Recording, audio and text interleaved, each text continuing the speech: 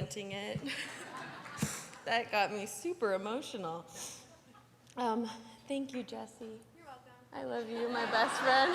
So scary. Yeah, now I gotta talk now, thanks. That speech is pretty spot on because my prepared speech has nothing to do with me.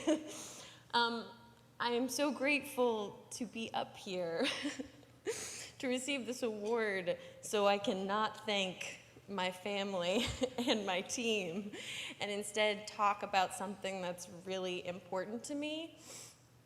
I'd like to bring to light an aspect of our industry that has risen to the surface in the last week. It's an issue that's been bubbling since really the whole time, but this issue has a solution that each one of us in this room can participate in. So earlier this week, USC Annenberg's Inclusive Initiative released findings that 67% of the top critics reviewing the 100 highest grossing movies in 2017 were white males. Less than a quarter were white women, and less than 10% were unrepresented men. Only 2.5% of those top critics were women of color. So you're probably thinking right now, wow, that super doesn't represent the country that I live in, and that's because that's true. This is a huge disconnect from the US population breakdown of 30% white men, 30% white women, 20% men of color, and 20% women of color.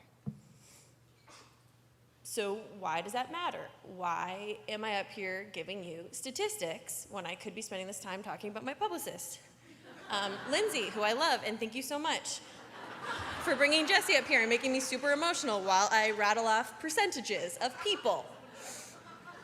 On top of all of this, am I saying that I hate white dudes? No, I'm not. But what I am saying is that if you make a movie that is a love letter to women of color, there is an insanely low chance a woman of color will have the chance to see your movie and review your movie.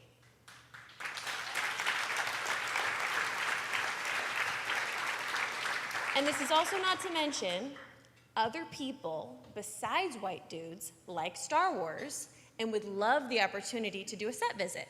And I'm also saying I don't hate white dudes. I'm just saying we need to be conscious of our bias and do our part to make sure that everyone is in the room.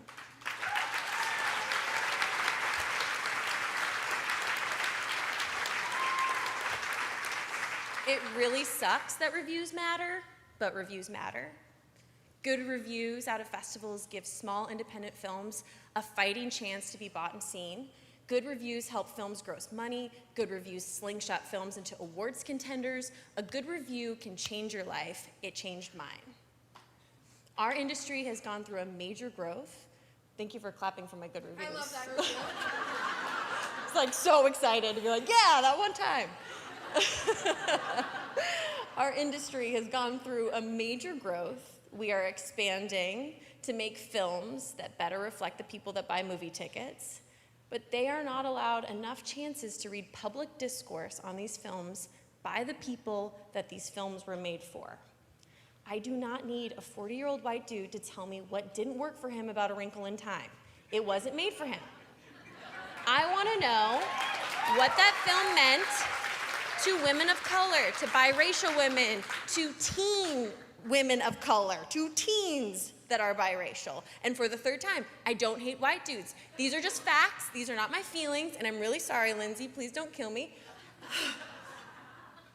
As some of you know, I immediately jumped onto Frances's brilliant words, inclusion writer, and this was way before she had bumper stickers for her iPad, because I know that this means that my work will be shown, digested, discussed by a variety of people, not just a singular perspective.